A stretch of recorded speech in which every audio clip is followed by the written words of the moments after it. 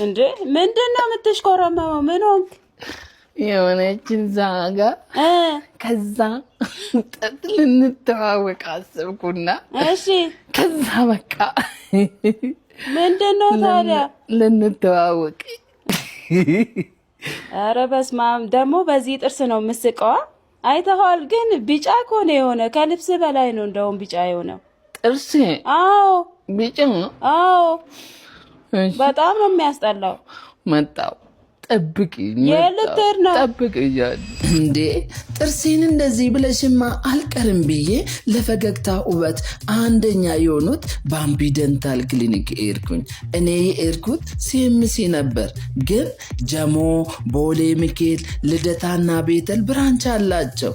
ጥርሴ በጣም ከመቆሸሹ የተነሳ እንደምታዩት ቢጫ ሆኖ ነበር እና ዶክተሩን ፏ እንዲያደርግልኝ ነገርኩት።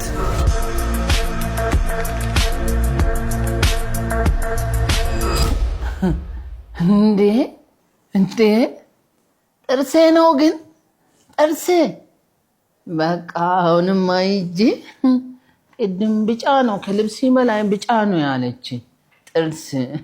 አመሰግናለሁ እውነት አመሰግናለሁ እውነት። በቃ እቺ የእናንተ ናት። አመሰግናለሁ።